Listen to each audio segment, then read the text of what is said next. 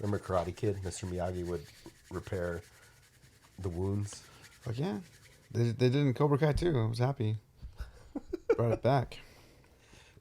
Channel your chi, man. Gee, what we really had was icy hot. We really had icy hot on that real quick. I know Miyagi's secrets. Walking Blind is hosted by overly emotional dudes who overthink and overanalyze everything. Nothing the hosts say should be taken as medical advice or opinion. They're not professionals. They're about to make that very clear.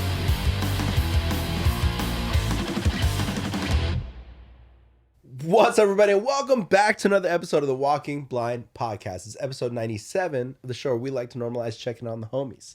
I'm Mike. That is also Mike. And we're here now. We're here. 97 episodes later. We're still here. We're still here. Still queer.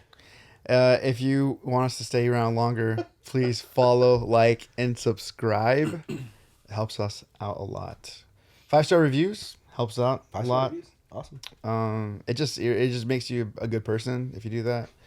Yeah. But yeah, if you're watching this, like the video. If you're listening to this, yeah, give us like a review, I guess. I don't know. I don't use the Apple Podcast enough to. Did you review our show? I did, yeah. Okay. I'm pretty sure I left a review for my brother's phone too. Give me your phone. Anybody with an iPhone? Yeah, give me your phone. Man, you know who's not going to subscribe or leave a review?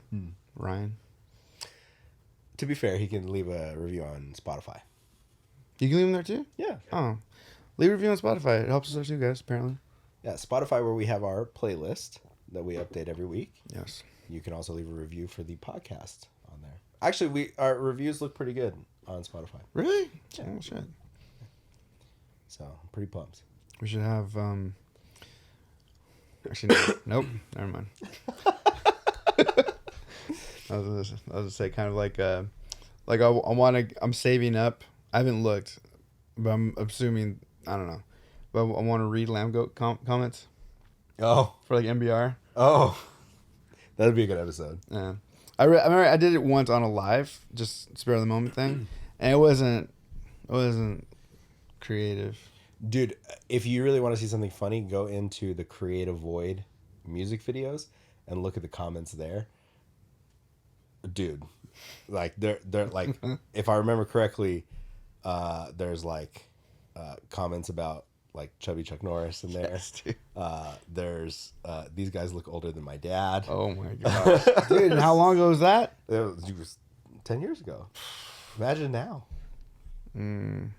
That, you know what? Out of everybody, I feel like Jake aged the best. Jake's fit now. Actually, yeah. You know, the salt and pepper look looks good on him. He's trim. But the rest of us just... Let me take it back. Steve looks great, too. Yeah, Steve looks great, too. Me and Williams look like dog shit. He doesn't look like dog shit. Steve just looks the same. Steve, yeah. He grew his hair out for a little bit, too, and... Yeah, but read those comments. Those comments are interesting. Oh man! Now you said that. Now I'm like afraid to go read old MBR. So I, before we jump into any mental health checks or any stories, I have something that I need to ask you. This is a serious question. Okay. When's the last time that you like fell, like legitimately fell down? Fell down? Yeah, like not like, oh, I tripped and stumbled and caught myself. Like, when's the last time you fell and you landed on the ground?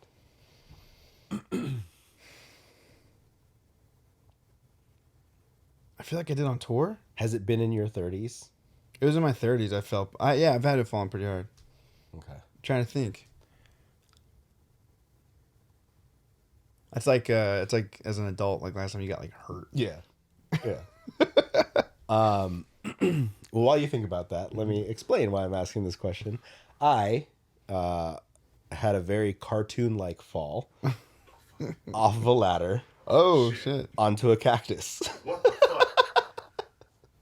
So, you know, my dad has he's getting older, and like basically has arthritis like all up and down his spine now. So his back's just jacked up.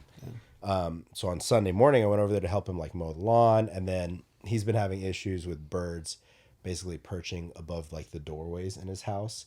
So he ordered those little spikes that keep the birds off. Oh yeah. So I went to go put them up there, right? So pull the ladder out, and I go up there and I'm putting the spikes up, and then I get down, I move the ladder, put the spikes up, get down, move the ladder, put the spikes up. And the third time around, as I'm coming down the ladder, I slip, right? Like foot slips, and I'm pretty good about my balance. So I put a foot down to go and catch myself, right? Like not worried, not stressed at all, catch myself.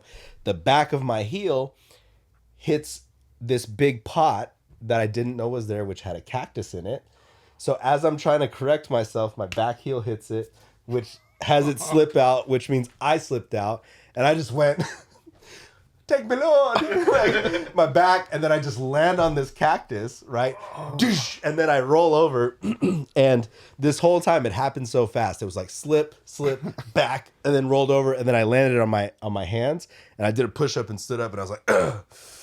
And tried to play it off like nothing happened. Like you didn't just fall on a cactus. And my mom was in the kitchen. She comes out. She's like, did you just fall? And I'm like, yeah, it's okay. Yeah. It's fine. It's fine. She's like, are you okay? I was like, yeah, don't worry about it. I look down. One of the branches of the cactus is broken off. I have like this, like the stickers, like all in the back of my leg and like a little bit on the back of my shirt. And I was like, I'm going to feel this later. And today I'm very sore. Dude, how did you fall on a cactus when I was literally in Joshua Tree? Did Like- you walk near cactuses? Yeah, isn't that what those fucking things are? Cacti. Cacti. Wow. Wow. What a concise statement. What does that mean? Yeah, so I it felt like a cartoon. Like it felt like it like I Wait. slipped on a banana peel. Wait, is this on camera? No, they don't have cameras in the Man. I wish they did. Cuz like it happened so fast. I wish I would have seen like It's like you're saying it's a cop. It happened so fast. it happened so fast. I don't know what happened. It just happened so fast. Wait, so when you fell, so the jar you hit was the cactus jar or The cactus jar. Dang. Yeah. So like the ladder's in front of me, and my foot kind of slips off one of the rungs of the ladder, and I just go to put it behind me to plant on the ground, but there was the cactus pot there. Right? This, dude. My shin hit the ladder, like as I'm going back. It was just all bad. You didn't scream while you went down or anything? No, not really. But I feel like I remember hitting the concrete.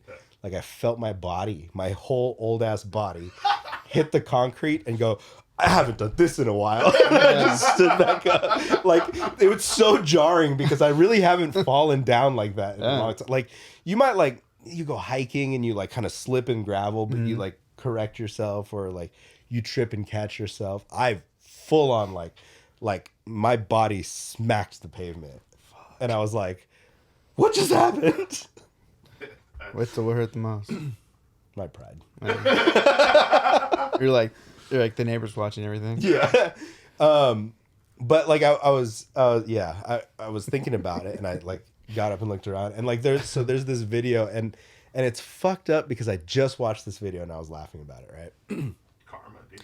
There's this video where there's a guy on his roof and it's from the ring cam and he's like hanging Christmas lights and he just goes and like comes flying down the ladder, like hits his leg, flips, lands on the ground, and just stands right up. His wife comes out, "Are you okay?" He's like, "Yeah, I'm fine." And that's how I reacted, right? But then there's this video that has that clip as part of it, and it says there's two types of men out there. I've seen And it this. shows like the guy in like the K-pop band who like twists his ankle. He kind of twists his ankle on the stairs, and then he's crying. Yeah, he's crying. Like he's crying. They like on- wrap it like it's almost like it needs to be in a cat. Yeah. Or something. And then there's the second guy who goes flying off of his roof, like hits a 6-foot ladder twice, and she gets up like, "Yeah, I'm fine. It's all good. It's all good." And that's all I felt in that moment. Like body hit. Haven't been here in a while. Let me just stand back up and play it off. It's bad enough to fall, and then you fell into a cactus. And then it was in Splinter- front of my mom. Dude, My mom's cooking in the kitchen. For those of you keeping score at home, so Michael, since I've turned 40, he's had something happen to his finger. Yep. don't know what to call it. mallet finger. Mallet finger. Yeah. You've fallen off a ladder. Falling off a ladder. Landed on a cactus. I felt like you got sick longer from Taco Bell than I did. Fair. Yeah. Yeah. And now we got this chest congestion going on. Which I think I gave to you. I think I got from you. Yeah. Cool, man. It's COVID. You have COVID. Sick, dude. Haven't had COVID this whole time. I want to. It's. I don't think I have it, but I felt it. So on Saturday when we hung out, I didn't sleep very well the night before, and so I just chalked it up to being tired and how I felt because I didn't feel great. But I never felt overly bad. Like yesterday, I was telling Jordan, and I was like, I don't feel good. I was like, but I don't feel not good enough to not do something. Yeah. And I felt annoyed. You're like, I don't feel not good enough to go out and get my friends sick. Dude, I rallied. I was being brave. Stunning and bold. You also threw out Cornerstone, so I was like, I did. I'm sorry, Jesse. it was literally last minute. It was literally we last didn't, we minute. didn't even do coffee. We didn't. I know. I texted you guys. It was so I didn't go hang out with Ryan and Andrew because Emily had a birthday party and it was going to be too much to drive out and then come back and and I can't bowl anyways. So What would have made you better? The way your fingers are imagine crooked in. bowling like this. Yeah. Yeah, dude. But what if I got so good at bowling like this that I could never bowl regularly again, and then I always had to people put on a bowling glove. I gotta put on a fucking Put finger that thing split. again. Dude, no. So yeah, and then we literally we drove out there, ate, and then drove back, and then we went our separate ways. Yeah. And so we sat down, and actually, one of the things that we did talk about was how for this show, we want to get things moving on Wheels on Wheels. Yeah. Which has been, we bought the van, great. We use it when we need to. We use it for, we need to load up the homies. At this point, it's more of a. At this point, it's more of a tour band van. vehicle than. It's more of a tour van than it is what the intention was buying the van. So we talked about potentially setting up a GoFundMe to see if we can get the Wheels on Wheels all built out and on the road. That way we can get things rolling as far as being able to get to shows, talk to our friends, talk to the bands that are coming through in town while they're on tour. Because logistically, when it comes to touring and it comes to things like that, there is a lot of downtime. Once load in happens, there's a lot of just chilling in between then and the time the show starts.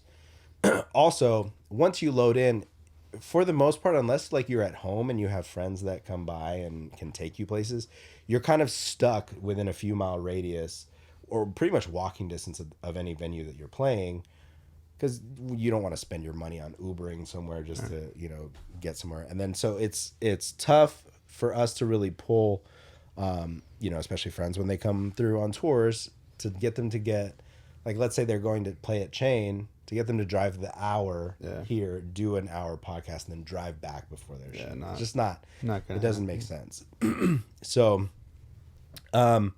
we're planning on doing this little GoFundMe to see if we can raise some money to get that Wheels on Wheels up and running and get those episodes started, because I feel like it would be sick, and I feel like it'd be really great content for everybody that does listen to the show and does kind of support. Also, that being said, I'm gonna say it on the episode so that we're beholden to it. We're trying to get a couple new shirts out before the holidays. That way we can get some new merch rolling.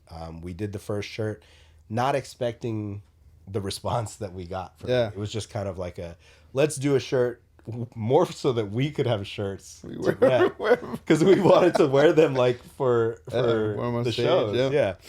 And the response was sick. So we had kind of thrown out in our Walking Blind group chat, do you guys want to see that old shirt come back, or do you guys want to see something new? And it seems like the response we got was to get something new. So, not saying that the old shirt is gone forever, but as of right now, we're gonna work on. We have 2 designs pretty much together, or at least the idea and concept of those 2 designs that we want to put out. So, there's a lot of things that we're trying to work on, with the main intention of it being ways to better the show. Yeah. And like kind of make this, like we're coming up on 100 episodes. Yeah. Feels on Wheels, guys, is the show. Like I that's. think so. That's. I think Feels on Wheels would be. It's gonna be, like that's gonna be the show. If nothing else, we can use it to go get food. And film ourselves doing it. Please donate money to us. But yeah, part of the Feels on Wheels thing is that we are gonna have the cameras set up while we drive and while we get to where we need to go. Like so there'll be like behind the scenes content. Just some of our favorite local business owners that we would want to get on. Mm-hmm. So like I feel like there's just a lot of cool shit. Once again, we're back in that territory where like there's cool shit on the way. Yeah, cool shit's coming, guys. Cool shit's coming, and it did. It's happened, guys. It's happened before, so we're gonna make it happen again. So that was it was a nice little brainstorming session, nice little meeting. Dude, you guys have no idea how fast Mike's brain, how fast his brain works when we're throwing out ideas. I forgot what our initial idea was. I was still stuck there, and he had already moved on. And then we had a t-shirt idea, and I was like, okay, cool. And I'm thinking about working on the t-shirt idea, and then he spit off like 3 more different types of ideas for a t-shirt. I was like, fuck. I was like, it's just. I'm the idea guy. Your idea guy for sure. Idea guy. We just need, we need a little poking and prodding to actually get them done once the ideas are out there. So yeah. There is one idea, and I was saying, like, I would love to use it for the podcast, but if it doesn't get used for the podcast, it has to be used for like a clothing brand. It's such a good idea, but I don't want to give it away on the show because I want to use it. No, we can't. We can't say what it is. It is. So maybe 3 shirts. Yeah. Maybe 3 shirts. That shirt. Yeah. Yeah, we have to do that shirt. We have to do it. That one has to happen. It is. I can't believe we have it. Yeah, like that idea that we have. It's so good. It's so good. I'll tell you what it is when we go to dinner, Jesse, but it's amazing. I'm not saying that to like. No. Like, toot my own horn. It is good. It's like when you said it, I was just like. I literally thought of that idea as we were driving. Yeah. Like that second, I was like, "Oh, how sick would this be?" Here's this. Yeah, and it's like there it is, the shirt. Sick. Cool. Yeah, dude. Watch. That being said, I'm going to be hitting up Gabe this week to do 2 of the designs that we've talked about, and then an artist to do now a 3rd one for us. So, yeah, cool things. Cool shit coming, guys. Cool things on the way, guys. We've been doing this is 97 episodes, and I feel like we've got a guest lined up for 100. Mm-hmm. That is probably not somebody that you guys are going to expect. No. But so we won't really get to talk about the fact that we're almost at 100 episodes on that episode, but it's mind-boggling. It's not, yeah. Monkey's out of the bottle. Yeah. Well, that being said, I still like saying we're like, if we can do 3 episodes, then I feel like we could probably continue on, and if we get to 7, then we'll know. Okay, yeah, we can do the podcast. What's crazy is that like I think back to like the first couple episodes, and I feel like that was still when we were in this like I had pitched you the idea of the podcast, and it was like, I'm just gonna be here to help facilitate things. Like, I'm just gonna help you do this show. You're gonna do this show, and I'm gonna be basically in the Jesse chair, but I might have some questions and things to help guide the show along. And by episode technically 3, even though we split up the first couple episodes, we were like, no, I guess I'm here now. Yeah, you're the reluctant. The reluctant front man. Yeah. Story of my life. I don't know. It's funny. Neither of us wanted to be frontman. It's true. I feel like my personality a little more crazier. The fact that I'm a frontman. Yeah, for you, it's a little more shocking. Yeah. Most people, when they meet you and they don't know nothing about you playing in bands or whatever, are shook when they find out, one, that you are in a band, and two, the type of band that you play in. Yeah. So, yeah. What were we talking about? We literally just had this conversation with Jordan. And I kept having to like go back, and she's like, "Yeah, no, I know. I'm saying it's weird that you're." Oh, what were we saying? I was just saying how like I don't like to talk. I don't like talking to people. Sorry. I don't like talking to big groups of people. Yeah, that's what I don't like being in front of people. I don't like speaking in front of people. One-on-ones, I'm great. Love it. Like, I love one-on-one conversations. But what were we talking about something? And I was just like, dude, I was like, yeah, I don't want to do that. That doesn't sound fun to me. I feel like the position that we put ourselves in, one, doing a podcast where we're both hosting, two, both of us reluctantly became frontmen of bands and then stayed there. Yeah. Right. It would have been very easy at any point in time to, after that first time, just be like, nope, I'm just going to go back to playing guitar or playing bass or whatever. But then also like I am very, very bad at taking compliments. Like when people come up to me and they're like, oh dude, that was sick. Or like, dude, hey, great job on this. I'm like, Thanks, man. Appreciate it. I love you a lot. Like, I shut down. I like legitimately shut down. Like I, even at work, like if I get praised for something, I have to make a joke out of it so that I don't get weird. I'm just not good at like attention and shit. I've thankfully someone said, just say thank you and don't make it weird. That's what they told me. Look, somebody told you straight up like, hey man, just they're like, just say thank you and don't make it. But sometimes I feel like an asshole when I do that. God, broken we are. We're damaged. Well, yeah. We're so broken. It's just weird. It's crazy. Especially for music, being complimented for something that is so, one, it's an art. Two, it's so subjective. Yeah. Like to be complimented on it. Like, even still, there's like things that happen. I'm just like, that's nuts. Like when I tell people like, thank you so much for still listening to us. Yeah. Or coming like for the tour, like coming to the show. Yeah. Like, oh, I would have missed it. It's like, dude, there are so many bands, and we've been gone for a long time. You're like arguing why they shouldn't be. Yeah, I'm like making a point to them why they shouldn't. Have you heard this band? Yeah. Have you heard this? But I one time had somebody compliment me on, I forget what song it was, one of the songs on a Creative Void record, the lyric content, and I was like, why? Like that was my visceral initial response. Like, that song's about Batman. You're not Batman. Yeah, I don't know Batman. I don't know why that song connects to you.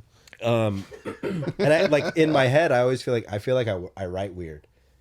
Like I feel like I don't write in the sense of like, I don't write very straightforward and simple shit to chant.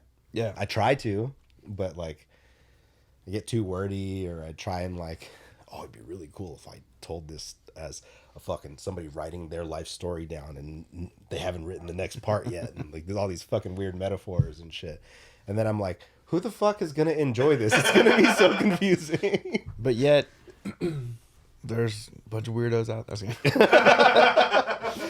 You're like, but yet there's 128 monthly listeners. I used to for Oda Logan, I used to say on stage, I'd be like, this next song you shouldn't be able to relate to because you're not Wolverine. Something like that. Or like, you're not Logan, so don't. Don't come up and tell me that this song means anything to you. Or something like that. I feel like I've made it a goal to include at least one comic book song on every project. Creative Void, we had Gotham, Torch Culture, we had Under the Hood. Oh yeah. So, you know. See, for Jesse. Jesse gets it. Jesse gets it. You know he didn't. You know he's so confused right now. Oh man. Anyways. I legit thought Under the Hood was about a car. How sick would that be? That's I'm fair. I'm just angry, like trying to fucking fix the carburetor. Fuck it.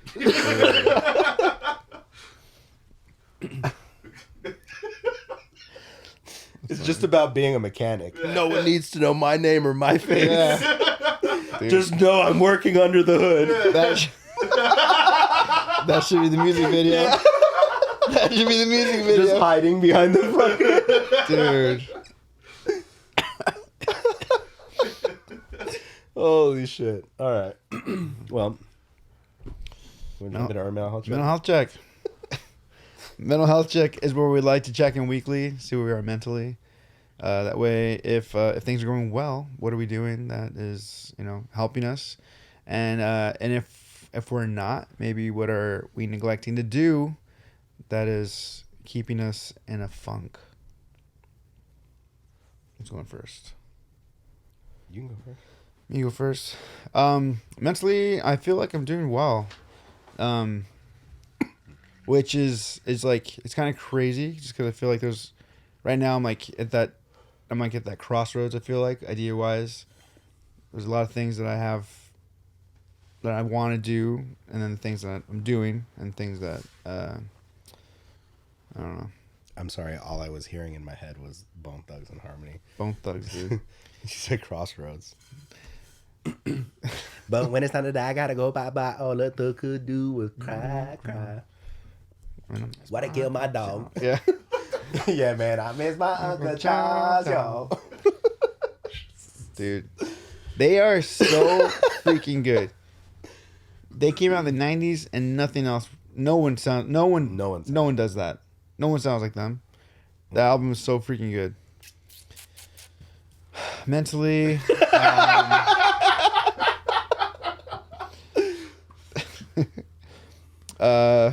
yeah, mentally, I feel like I'm doing well. I don't know, dude. 97 episodes. But I feel like we've gotten better when we go on our crazy tangents. Yeah. As we're about to do right now. My beautiful girlfriend Jordan, she loves the podcast, so she listens to the new episodes. But she also went back. She started from the beginning, and so just so I can I'm like, what are you listening to? Where in my life was I? And so I've gone through and I'll listen and I'll be like, oh my gosh, you guys.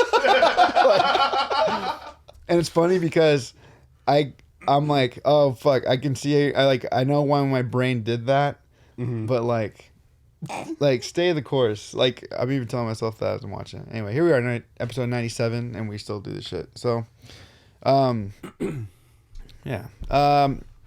Mentally, I feel like I'm doing well. A lot of stuff in the air, things I'm trying to figure out, but I feel good about it. I think a lot of it has to do with the fact that I had 2 days of rest, of real rest. I got to go to Jordan and I went to Joshua Tree, and we didn't do anything. We had nothing planned, which not a thing with us. Yeah.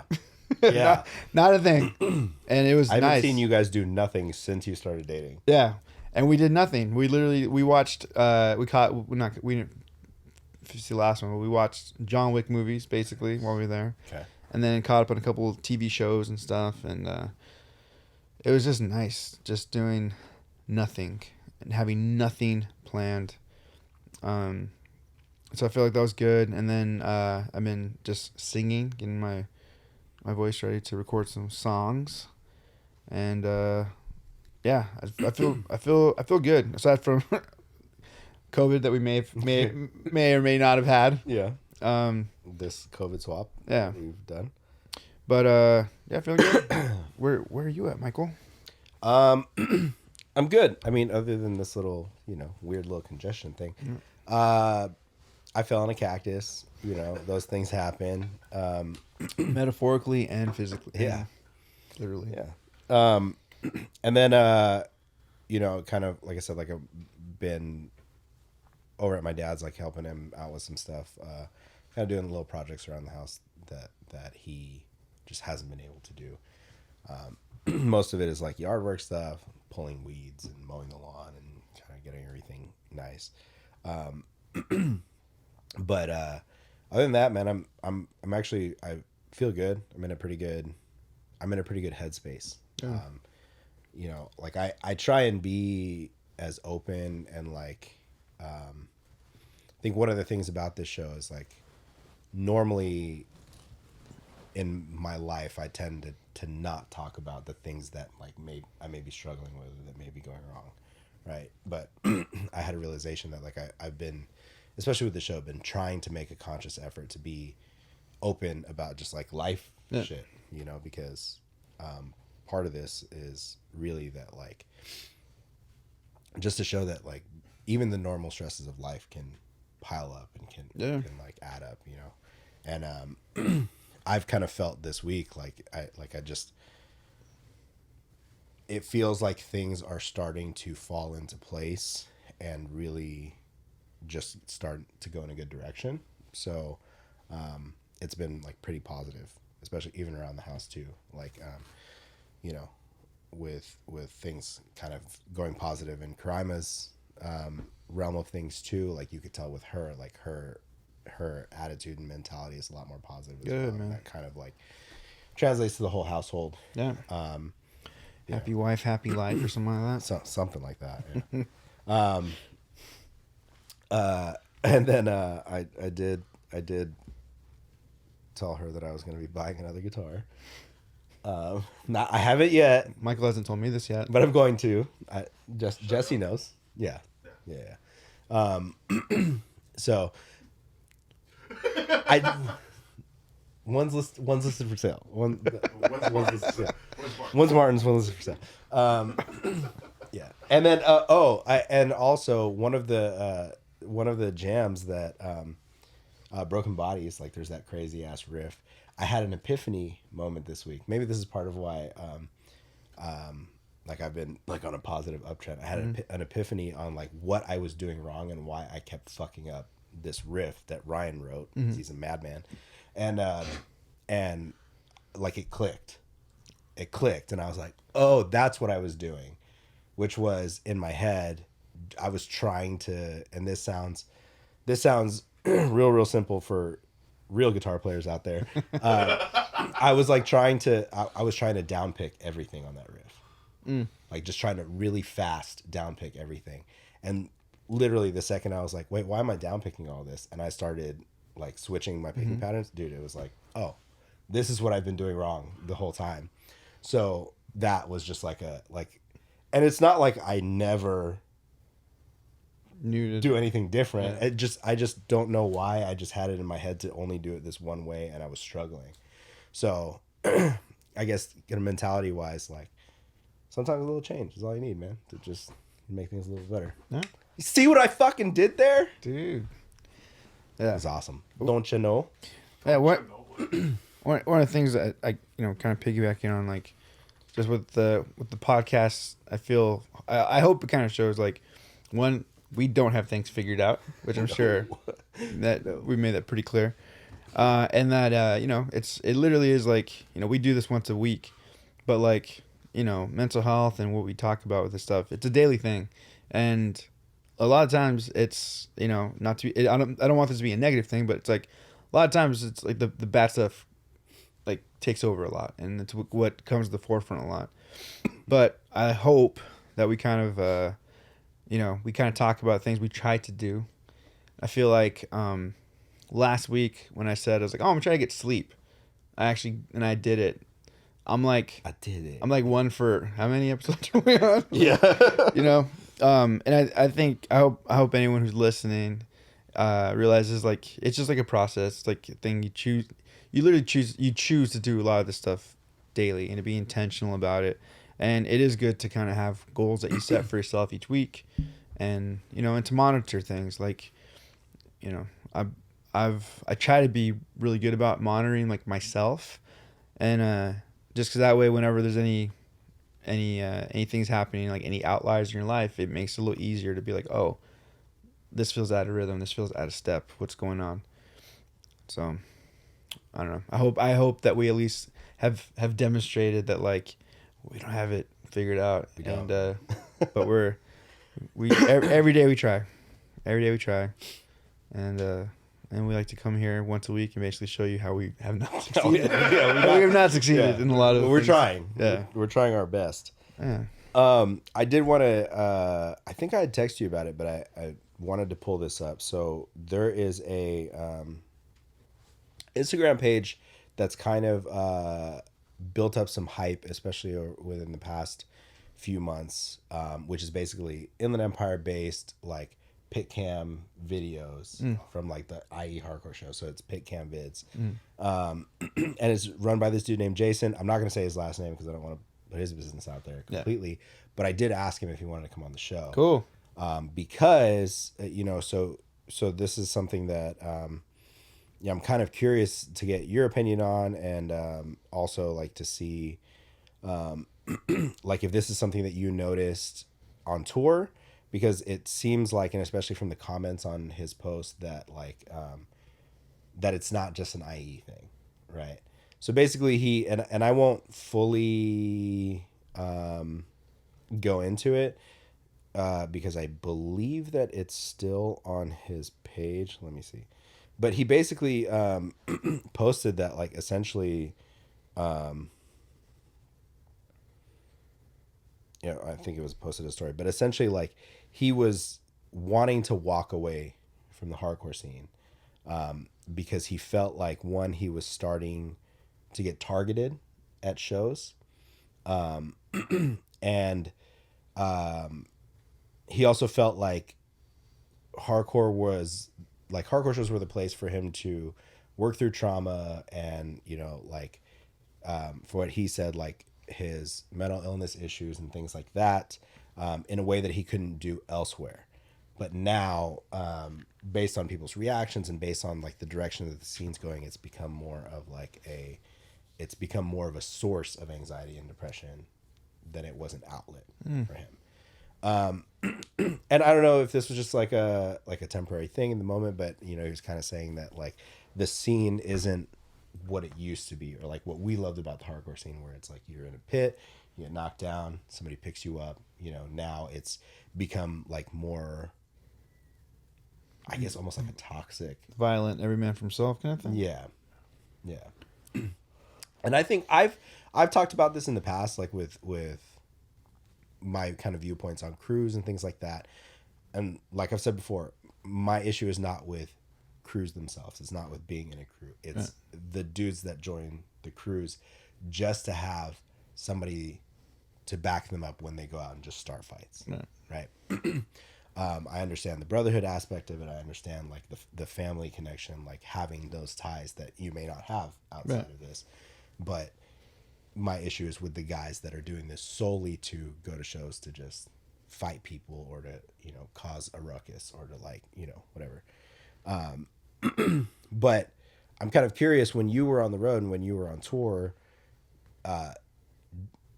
was the scene the same as what it was when you left, like 7 years ago? Or do you feel like it's changed? Do you feel like it's different? I mean, I feel like NBR shows are kind of almost a different beast in and of itself, because you guys are so, like, your message is mental health and your message is positivity and things like that. Yeah. But I mean, we've done tours with Lionheart, Death Before the Dishonor. Yeah. Straight from the Path. Like we've done heavier shows, and I don't know. I feel like everything kind of does a whole like self-correction, basically. Like I kind of call this, as far as like I was like, when shows come back and when the world opens up, it's gonna I was like, I thought there's gonna be like a bigger I guess there is like a push of love and like people like hooking up and shit, because it's like they're out and a lot of them had been like locked away Yeah. for a long time basically. And I thought with music too, same thing. Like I felt like when shows came back, I was like, I feel like they're gonna be like crazy violent at first, you know, or maybe I guess another extreme event would have been like, it would have been like really soft because people were just like happy to be around each other again. Yeah. But I kind of thought it'd be more anything that what it was would be more heightened. Yeah. You know.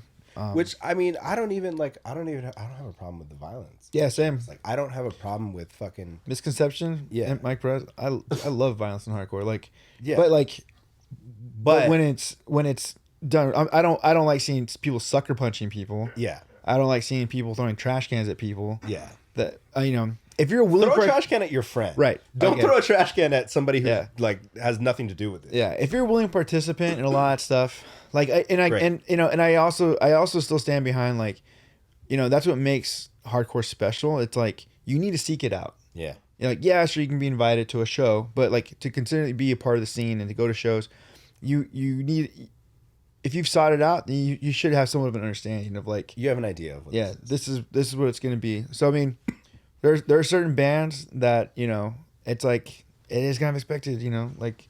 You're going to throw shit or you're going to let it fly through whatever you can or, you know, and that's, as long as everyone's in that agreement, I'm all for it. Like, go ape shit, be nuts. But, you know, I think when it's like not in that and you're also, you know, maybe you know, it sucks that he says he felt targeted because you don't just throw that out loosely, especially even in the hardcore scene. Yeah.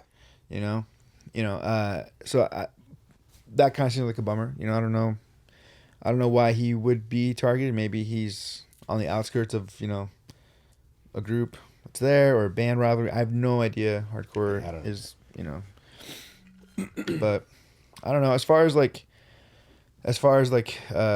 then to now, like I'm seeing like a lot of the videos, you know, obviously we see a lot of IE stuff because we're from here and we get those in our algorithm. Right. But I mean, I feel like all over, like there's places in like Indonesia has been crazy. Their videos are popping up. Yeah. You know, you see some gnarly stuff, but it's like, this was all here, you know, 10, 15 years ago. Yeah. And you know, arguably probably more violent back then. Yeah. In a different way. You know? So I don't know. I think everything kind of comes around and you know, things come back. I feel like there are like overcorrections and things. I don't know. I kind of feel like that one, it sucks. I hate that anyone has a bad experience with something like music and the hardcore scene. I feel like when the hardcore scene done well, I truly feel like there's nothing like it. But when it's not, then I can see it being very alienating, very dangerous. Yeah. But I don't know. I like to think that it's, you know, some of the stuff eventually corrects itself. And that's the AC. Oh, yeah. Just confused. More than usual. Yeah. But I think that like, because I even remember like there's been a handful of times where, you know, I've been at shows, I've been at hardcore shows, I've been in the pit, and I've been hit fucking hard. Yeah. And been like, oh shit, okay. Like that, you know, like, and having that, like, you get rocked and you're like, oh, okay, we're here now. You know what I mean? And like, that's fun. But like, kind of like what you've pointed out, what you like, and I've seen Jesse in the pit and it's fucking terrifying. Like I've seen Jesse like go hard while I was on stage and I was like, oh my God, whoever's around him, like, please be safe. But like at the, you know, and I remember like, you know, fucking circle pits and like, just, I remember my fist connecting with people's faces and being like, that was solid. Right. But afterwards the mentality was like, hey, we're all in this together. Like, I'll fucking shake your hand right afterwards. It wasn't like malice. It wasn't a place of like, I came here to fuck you up. I've been in my fair share of fights where people have wanted to fight after that. And it's been like, either they were new or weren't part of this whole scene or they showed up to fight. Yeah. Right. And I think that's where my frustration comes from, because at the end of the day, like, this is an outlet for us, for people that are going to shows. Like, this is your, like, we're all here because, you know, we joked about it earlier, but like, we're all here because we're fucked up in some sort of way, and this is way where we found our place. Right. And like, you know, we were like, almost like, it sounds corny, but like, we're like the fucking outcast kids, the, you know, the punk rock kids that just like didn't get along with anybody else, and we found our people. Yeah. And what is frustrating and sad to see is like, hey, I found my people, but they're pushing me out. Right. Yeah. Like, and it feels like, what do you do at that point? Like, we're supposed to be here because we all love this shit. Like, you've said it countless times, like, you guys have something in common, and it's this. Yeah. So what can you guys may have more in common than that. And that's what's sad to see. Like, I don't want to see anybody like walk away from the scene or from this music or from, you know, all this shit because people are just assholes. Yeah. You know, like, it sucks. And it like, I saw it, and I messaged him, and I was like, dude, like, this, I was like, we don't know each other. I really don't know you, but this bums me out. Like, I'm really, like, I'm sad to see this happen. Like, I'm really sad to see that you're feeling this way. And we shot a couple messages back and forth, and he was like, apparently he's been coming to shows since 2006. So when he watched the podcast and saw it was us, he was like, I didn't realize it was you two. What's up? Yeah. Well, So hair used to be black. yeah, we used to look a lot more fit and thin, and you know, but so yeah, hopefully he'll come on the show and kind of talk about everything, because you know, from his posts and from like the messages, like, you know, I feel like he's got a story to tell, even just with mental health issues, and mental health adjacent things. So, you know, hopefully we can get him on. It'd be cool to kind of get his perspective and see, you know, as somebody that's been going to these shows since 2006 and up till now, you know. But Love it. I love it, especially because it's the IE. yeah. If you guys if you haven't looked up his page and you guys saw the videos of people in mosh pit, but there's no music and all you hear is like the breathing and sneaker sounds and just like the grunts and stuff like that, that was him. That was his. That was his video. Which I fucking love that video. It's so good. So, or like you hear like the ones where you hear like shoes in a gym yeah, squeaking, and then keys just carabiners. Oh my gosh, it's so good. Man. I mean, yeah, it's like I would like to hear he says, because it's one thing to be like new to a scene, but he's not. Yeah, and so for him to say he feels targeted, it's probably something there, which is a bummer, man. Like you said, I would hate to be feeling like I was like not welcome in this place that like yeah, you know, grew up in, loved, you know, try to protect the best you can. I don't know.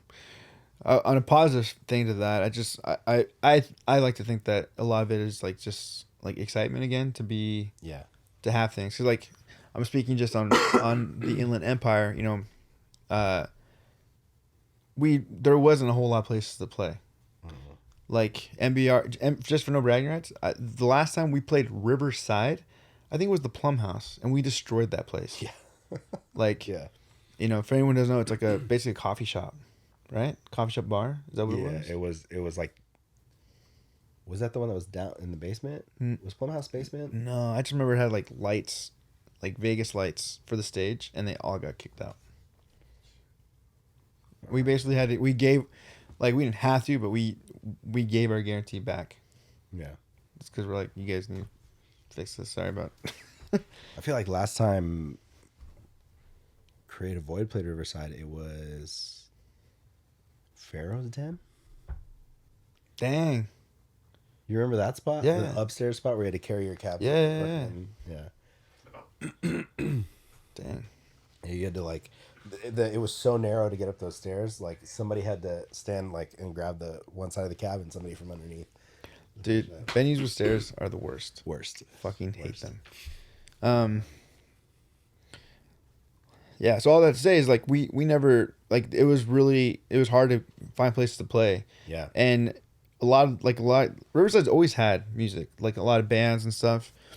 And so it was kind of a bummer that like there just wasn't very many places to play.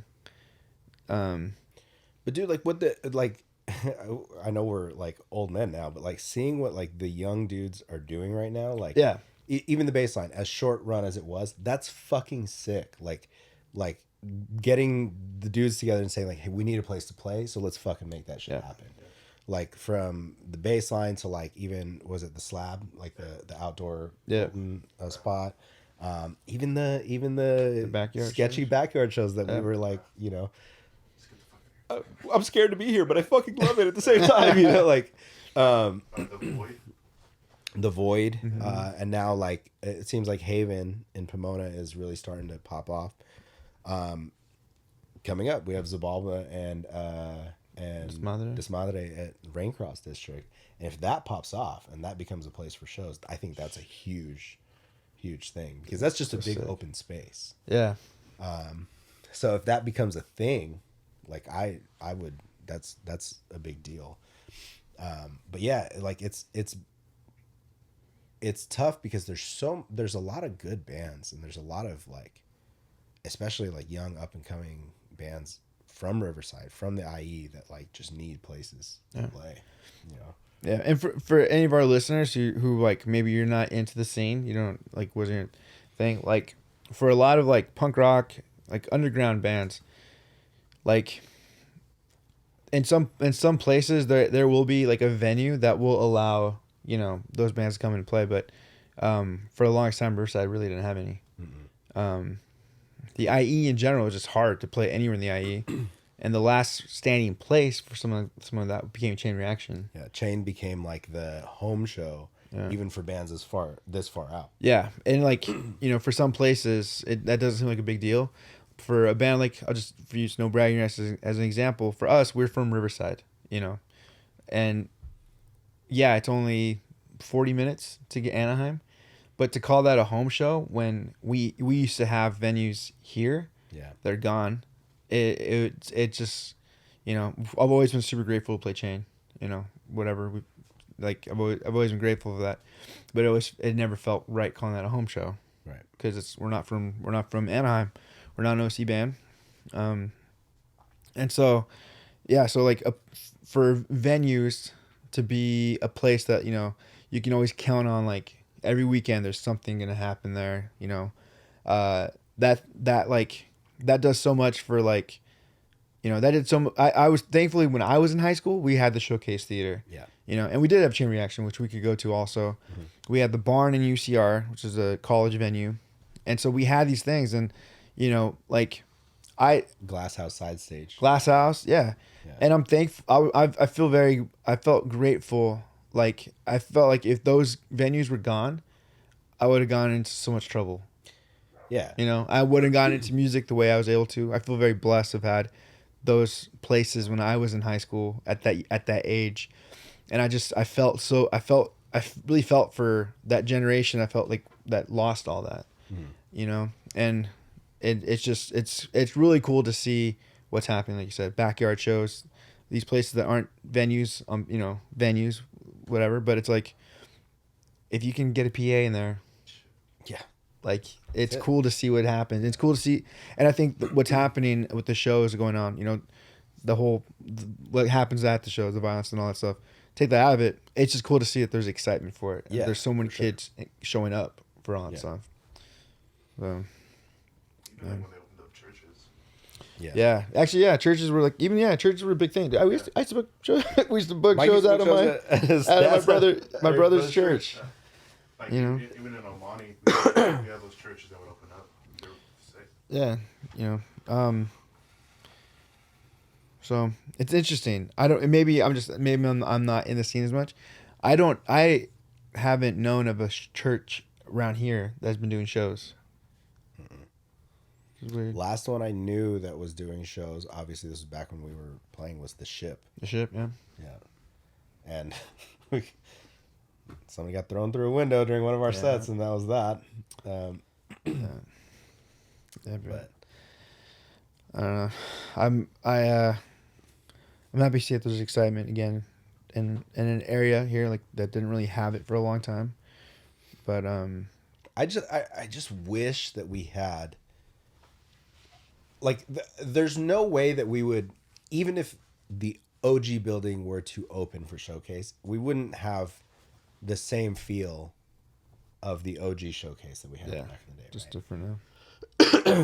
Like part of it was the bands that had gone through there, like, you know, kind of like they talk about like legendary venues, right? Like you look at like the Whiskey, or you look at like Knitting Factory, CBGB, fucking, you know, all these big rock and roll venues that, you know, people say like, and I always thought it was corny until I associated it with Showcase, and I was like, oh, I get it. Right? Yeah. But like when people say like you could feel the energy of all the bands that have passed through here, right? Showcase was that for us. Yep. Like, you know, you could see, you could be at a sick ass punk show one night, and then the next night you're at the dopest metalcore show. Yeah. You know, and then like fucking the next night, like Terror would come through and just destroy the place, right? But like every time you went there, like it was just like it was this place that was, one, super welcoming, like, two, even like getting to play there was exciting. Yeah. Like I remember I played in a band called Declare Your War, and when we first played there, I think was with you guys, and I was like, holy shit, like I'm finally playing on the stage that like I've watched so many shows at. And I really wish that we had something like that in Riverside, because the venues that are here now, it's like they're like the cap is so high that you can't throw small shows there. No. You know, places like what's the one in Riverside? But the Romanos one, but it's not Romanos anymore. No, that one shut down. Yeah. That was the concert lounge. Yeah. And they moved back to their old location. Which would have been cool. I like that room. I really like that room too. We watched the Showcase documentary in there. Yep. I saw Ignite there. We saw Ignite there. We saw Voodoo. Codename played there. The Municipal, there's something. Yeah, Riverside Municipal. It's like a 3,500 cap, I think.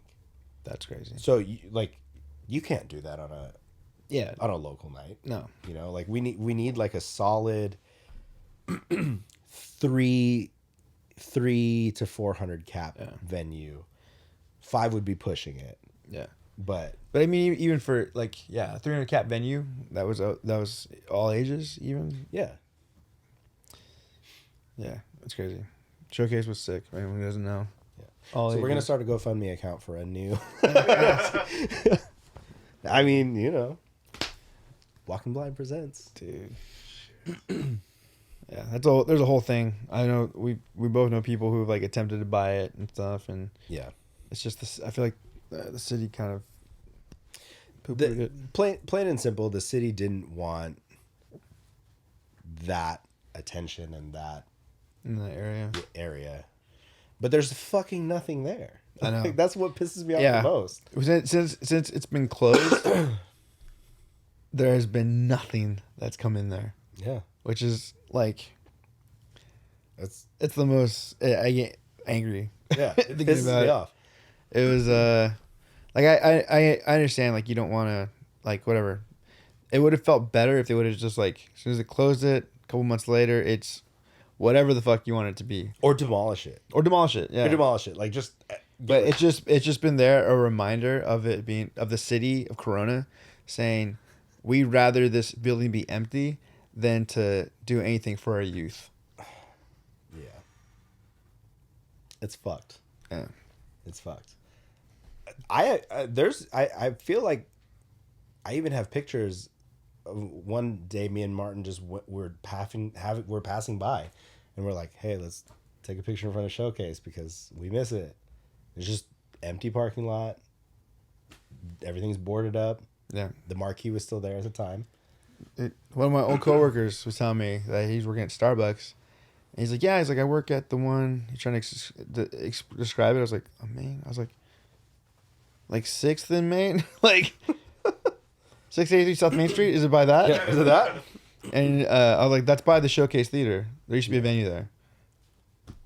It's just like, oh, man. Anyway, it's unfortunate, man. It's sad. Yeah. But, regardless of where you're at, where you're listening, support local music. Yeah. And there's a venue, protect it, That's something that was really cool about touring, was being able to see some, there's a lot, we played a lot of new spots. Yeah. And some places, it's like, oh, okay. But a lot of times those venues are the sickest. Yeah. Because everybody's so passionate about the shows there. Yeah. That's like it. The thing like in too. Spokane, the Monumental show that we played last year. It was fucking sick. Yeah. Dude. And that's sick because of who runs it, who protect. That's caring about your scene, protecting your scene, and in turn they protect the venue. But yeah, throughout touring, there was some there's some really cool spots that we found on this tour, and it was nice to see that, like, at least for the most part, I was like, yeah, I feel like they're doing a good job of like protecting this. Yeah. It sounds weird to say that, protect it, but that's literally what you need to do. But yeah, I don't know. What time is it? Music is fun. Music's great. I think we should put together a GoFundMe to also build a venue. Or, dude, admittedly, I haven't been to the Haven yet. I haven't either. But I don't want to be greedy. I want, anyone that I support the Haven. I want the Haven to do well. But yeah, it'd be rad to have a Riverside venue. Riverside venue. Yeah. It's like Riverside or nothing. Yeah. There is enough to go around too. Something I've like if like we're seeing it right now, like you create something and there's excitement for it, kids will show up. There's this, I'm going to speak this into existence. There's an old firehouse in Riverside across the street from me, right? And I've always had, for like 15 years now, like I've had this dream of like, if I could buy that building. He wants to use the fire pole. Yeah. But continue. If I could buy that building, I would slide up and down that pole so often.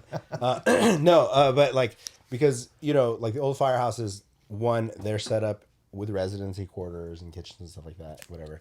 But where the trucks would be, this was what I pictured, was where the trucks would be, one of those bay doors, we turn into a venue, right? Like small 200-300 cap venue, like just dial in the sound, get it dope. And the rest of it would be like a rehearsal space, practice space, office space. And then upstairs in like the residential area, we have our sets, podcasts, whatever, things like that, right? So that being said, it's not just a place where we have to worry about having shows constantly because we need to pay the rent. It's like the businesses in there take care of it, right? Like the podcast or like, whatever else takes care of the space itself. But we also have an area for sick ass shows, like once, twice a week, like have like sick ass tour packages come through, have like solid bands play these shows at a small, like very personal level venue, like something that's like almost like intimate, you know what I mean? Yeah. Because we're not playing in this massive spot, but we can still like, pack like, a couple hundred kids in there and make it fun. And that's been like my, for forever now. Every time we drive by it, Kryman knows, we drive by it and I always look to see if like that for sale sign has gone up or if like, whatever. But I'm pretty sure the city still holds it because the new fire department is right behind it and they're still connected. The garage across the street is for sale next to the mortuary, but not that one. So that's why I'm like, and if like, it's one of those things where like, if I ever see it pop up for sale, I'll fucking do everything in my power to try and get that. Get some investors and. So we're starting to go fund it. We got to talk to the city of Riverside. No, but yeah, I think it's just like, like I really think that Riverside, and even like MTL when Carson was gonna sell or whatever. I even like my ears perked up and I was like, who are you selling to? Like who's he gonna? And then like the conversation never even made it there. Like I never even got to talk to him about it because of all that. Yeah. And I walked by there the other night. Karima and I went to dinner in Riverside, and it's like some bar. Now it was like all Halloweened out and shit, and I was like, Interessante. So, yeah, man, that's I got big dreams. That's a cool dream. I hadn't thought about the living quarters and stuff too, because you can have bands stay there. Or... Because like here's my here's like perfect world scenario, right? Like obviously we're building the Fields on Wheels to take the show to them. Yeah.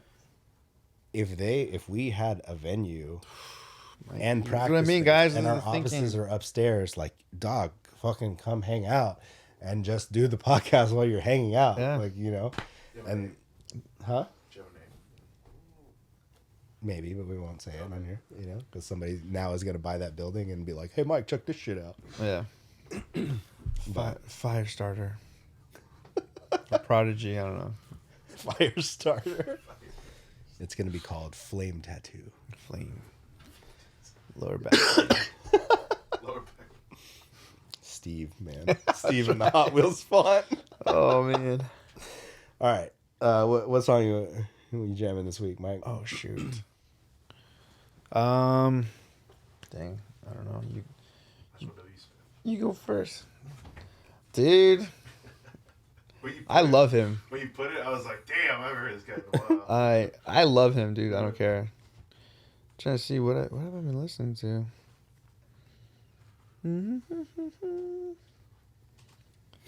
It's funny. I've been jamming Torture Culture lately, trying to remember these songs. Dude, should I go? If you're going heavy, should I go heavy too? If you want to. What was I last listening to? Oh, man.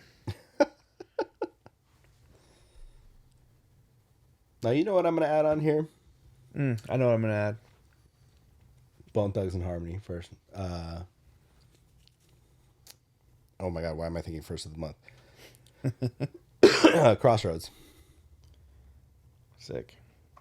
I'm going to, not just because he's basically a man crush, and because I have for years campaigned that he's the most underrated singer in pop punk, but I'm going to do A Loss for Words. Okay. Man, I don't know what song. That sick ass I Want You Back cover. Dude. I mean, I'm going to say this, and we're listening. They cover I Want You Back, and it's so good. It's so good. It's so freaking good. Oh, man. I kind of want to just say something from the Something the kids can't lose. we'll do stamp of approval. Nice. But also, oh, man. Also, maybe Hold Your Breath. Breath. Dang. I hope you guys know we're going to be listening to Lost for Words all the way to dinner. Yeah. Dude, We played... they're yeah, go. We played together in a fucking storage unit in Temecula. Creative Void, A Lost for Words, and somebody else. Dude. Straight up, like, we rolled up to this place. They rolled up the front of the storage unit, and we fucking had a just huge, like, little venue in there. It's fucking metal. It's sick. It was so sick. We met them on Warped Tour, Hustling the Lines. Like the first year we did it is when we met them. They're doing the same thing, so we, bonded on that. And then it's just one of those things where it's like we'd talk about like our music, and then like every now and then jokingly there'd be like throwing like R&B references or something, and you're like, it's like, oh yes, okay. I think. I don't want to go on a long rant, but I hate that they didn't become like what, a band like Like Story So Far is awesome. Don't want to take anything away from them, but like bands like I don't know how they weren't bigger. They were ahead of their time. They're ahead of the time. They were ahead of their time. I even put them in they could have still done. They were around when like Newfound Glory was making one of their resurgence. Mm-hmm. You know, like they were like I felt like they should have done tours with them. You know, I don't know if their ties were too close to the hardcore scene. I don't know if that was anything, but like I don't know. I put if you've never listened to Lost for Words, I put Maddie's voice up against anybody in like pop punk or whatever you want to call it. Like we had an R&B singer in the pop punk scene, and you guys fucked it up. Like nobody. Yeah. And I don't want to say nobody. Like they had good success. They toured a lot. They did a lot of really cool shit. I just felt like they should have been the fucking band. Which now he's fronting The World. Yeah, with another fucking another cool band. Sick. Like, yeah, so good. Biggest, and it wasn't anybody's fault. It was more like everybody was just busy.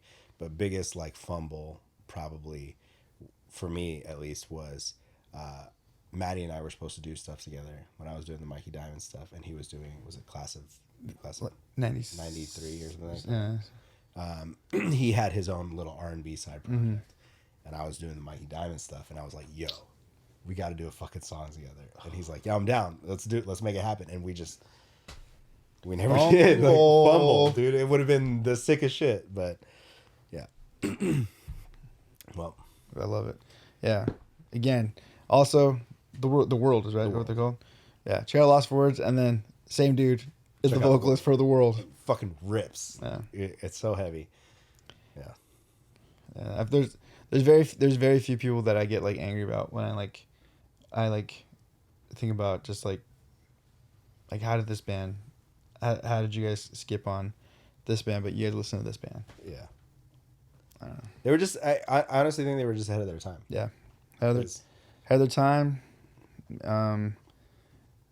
Maybe he was too R&B. I don't know. No, I think the resurgence of pop punk happened after. Like pop punk was, it's not one of those things. Pop punk's never gone away completely, right. But like this big like resurgence, like with the Story So Far and State Champs, and like seeing pop punk as like a mainstay again. Yeah. What came after A Lost for Words was already. I don't know if they called it quits or if they were just. What the deal was. They did a ton of cool shit. Like they've done, and they toured a lot. It's just like, man. Yeah. If they were to come back though, Maddie, come back. Maddie, come back. All right, let's get out of here. At Walking Blind Pod everywhere. Make sure you guys like, comment, subscribe. Yes. All that jazz. We love you guys. We'll see you guys soon. Peace. Running back again!